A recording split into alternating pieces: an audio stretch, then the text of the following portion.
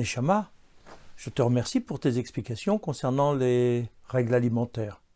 Cela me permet de comprendre un peu mieux ce que je fais au quotidien. Mais il y a encore un point de difficulté que je voudrais que tu m'éclaires un petit peu. C'est celui de l'interdiction du mélange du lait et de la viande, basar bechalav.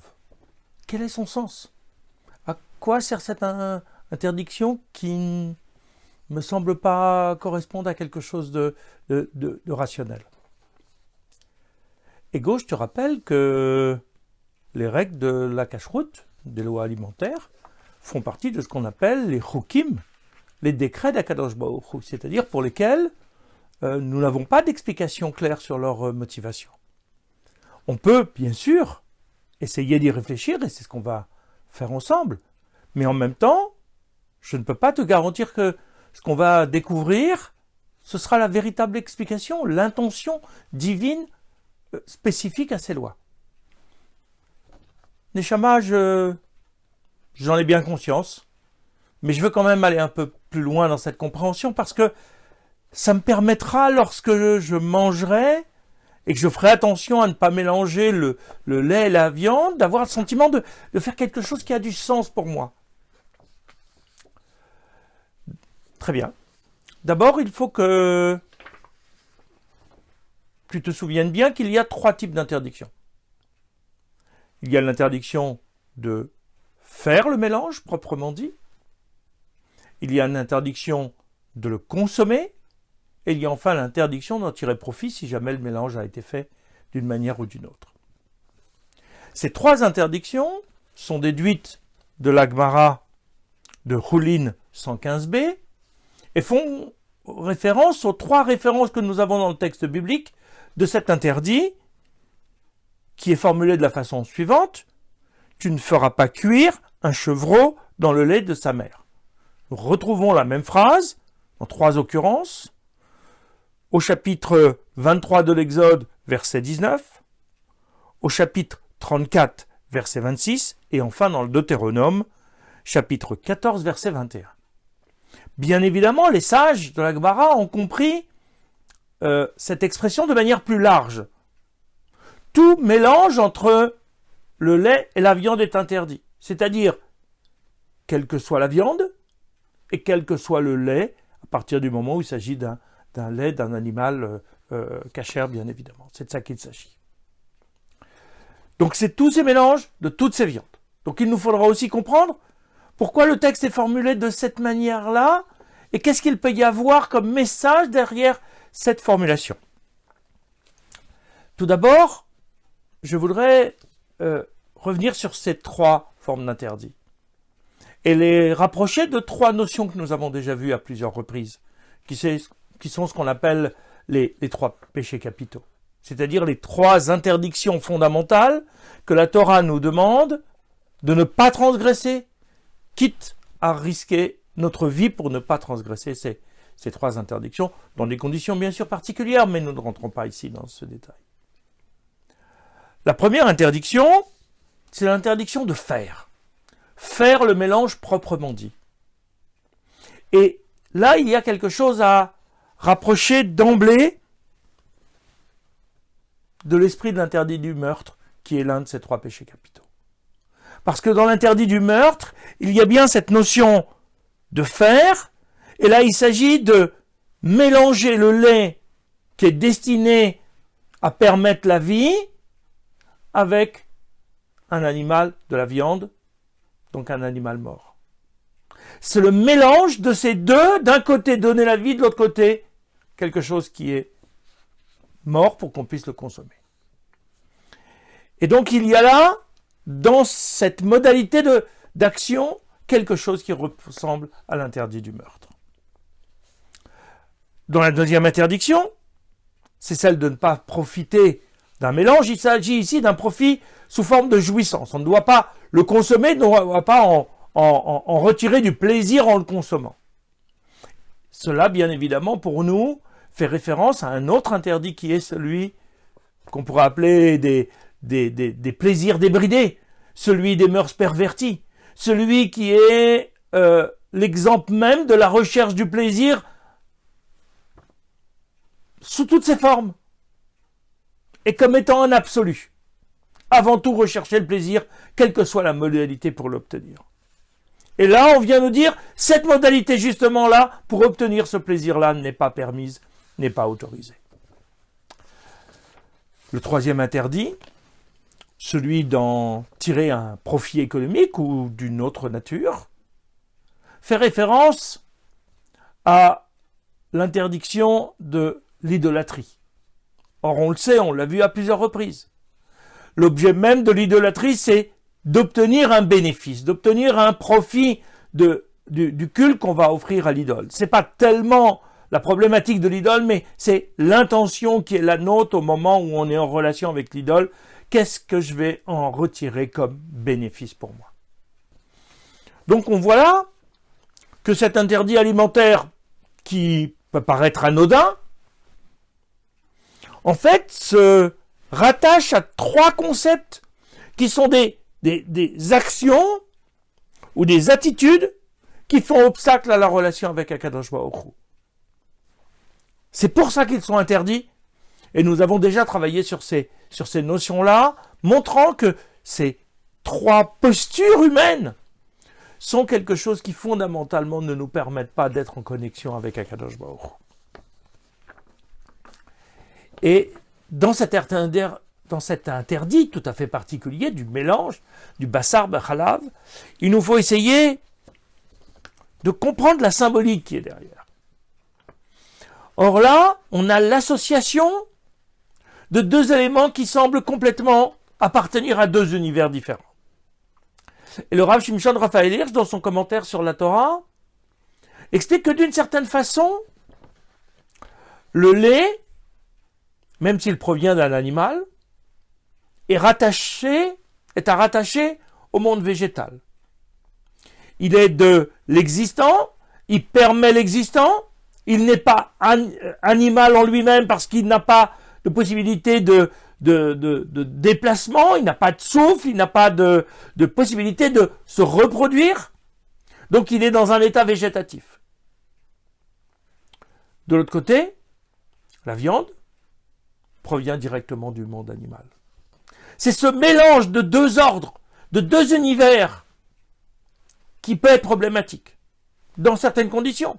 Rien ne nous interdit de consommer, de manger et de faire cuire des végétaux avec de la viande.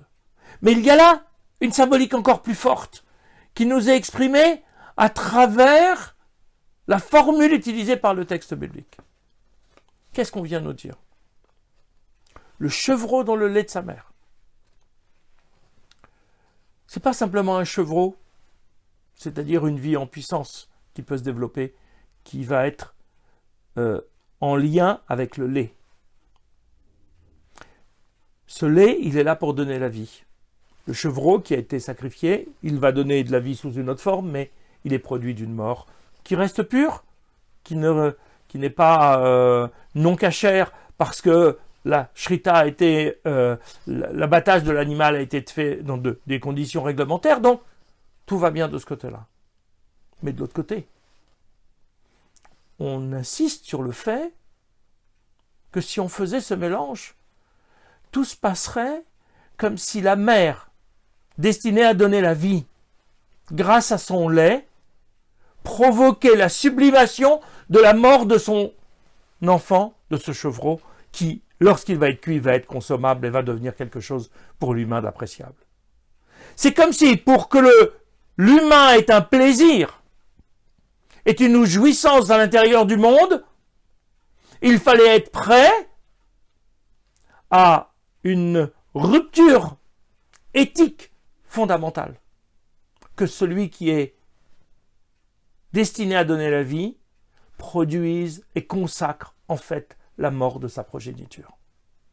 Il y a là quelque chose qui, au niveau symbolique, serait une sorte d'abus de pouvoir.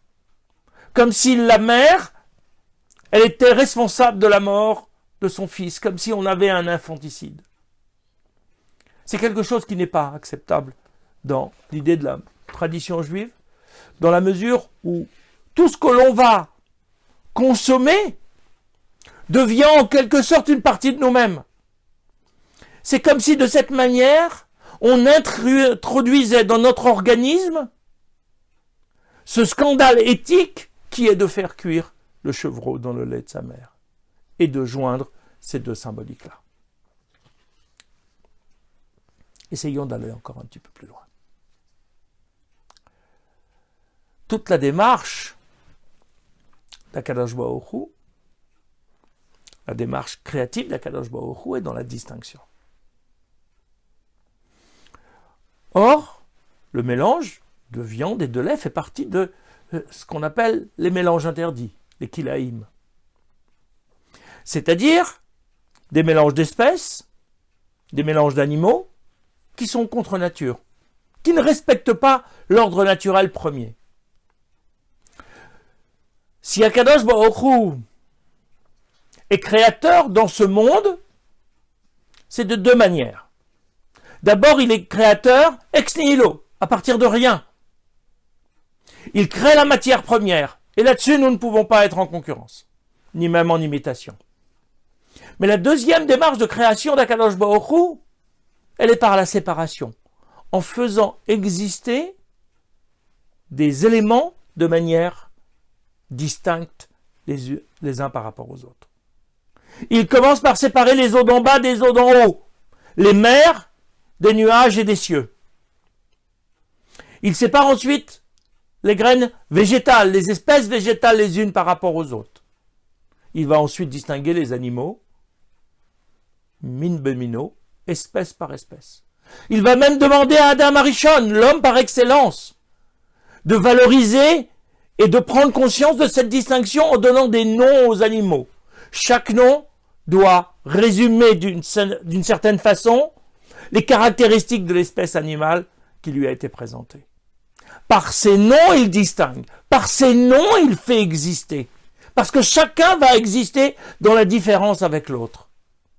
Il y a là un pouvoir de création qui est entre les mains de l'homme. Chaque fois qu'un homme distingue un objet d'un autre, il le fait exister. Un individu d'un autre, il le fait exister. Ce pouvoir de création, similaire à celui d'Akadosh Baruch Hu, lutte contre la confusion. La confusion, c'est le mélange où plus personne ne sait qui il est, plus personne ne s'y retrouve. Et les objets mélangés ou les êtres mélangés n'existent plus par eux-mêmes. Que nous demande la loi juive? Elle nous demande de distinguer la nourriture cachère de celle qui ne l'est pas. De distinguer la viande du lait et de ne pas les mélanger pour ne pas augmenter la confusion dans le monde. Elle nous demande de distinguer le pur de l'impur, qui sont des concepts halachiques, symboliques, mais le pur est rattaché à la vie, que ce soit la vie physique ou la vie spirituelle. L'impur est rattaché à la mort, là aussi physique ou spirituelle. Le mélange des deux introduit la chute vers l'impureté, vers le négatif. Parce que le mélange accroît la force du négatif. La distinction renforce la valeur du pur et de l'impur qui va nous permettre de nous approcher d'Akadosh Baruch Hu. Chaque distinction que l'on fait dans le monde est non seulement porteuse de sens, mais aussi porteuse de vie et nous raccroche à Akadosh Baruch Hu parce qu'en limitant à notre niveau, nous nous élevons vers lui. Ce mélange de lait et de viande n'est pas juste une problématique culinaire ou une problématique symbolique, éthique. C'est aussi une problématique spirituelle hautement développée qui doit nous amener et nous rapprocher d'Akadosh Baruch Hu. Neshama. Alors pourquoi la loi juive permet de manger du pis de vache grillé?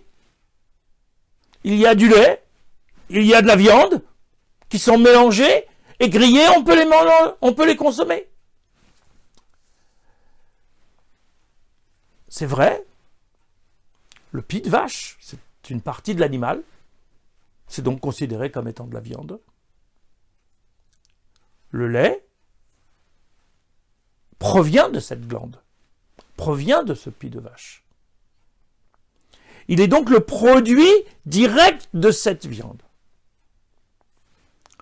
Au moment où on va le faire griller, d'une certaine façon,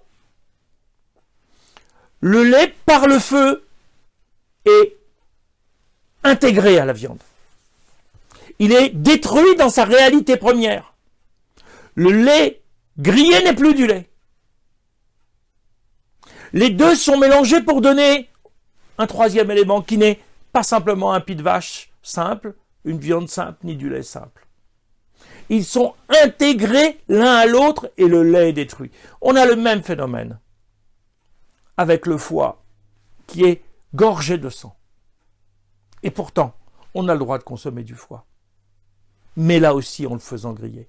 Parce que l'intervention du feu va en quelque sorte annuler la nature même du sang qui n'est plus du sang une fois qu'il est grillé. Et on a juste ce qu'on peut appeler de manière générale de la viande, c'est-à-dire la partie animale. Il y a là donc ce n'est pas une distinction de deux éléments qu'on va manger ensemble. Ces deux éléments, par l'intervention du feu, en les grillant de manière directe, c'est-à-dire une flamme directe, il y a comme si les éléments étaient fusionnés, transformés et donnaient naissance à un troisième élément. Dans le chevreau, cuit dans le lait de sa mère, l'un baigne dans l'autre. Il reste, jusqu'à la consommation, deux éléments séparés. On garde la symbolique que nous avons. Or, nous devons nous imprégner de ça tout au long de notre vie. La distinction, la différence que nous établissons de manière positive entre les hommes, entre les espèces, entre les valeurs, entre les concepts, entre les aliments, c'est une distinction qui nous rapproche d'Akadosh Baruch Hu. L'inverse, le fait de créer de la confusion sous toutes ses formes, est quelque chose qui irrémédiablement nous éloigne d'Akadosh Baruch Hu, parce que c'est une démarche inverse à la création depuis le premier jour, voulue et orchestrée par Akadosh Baruch Hu.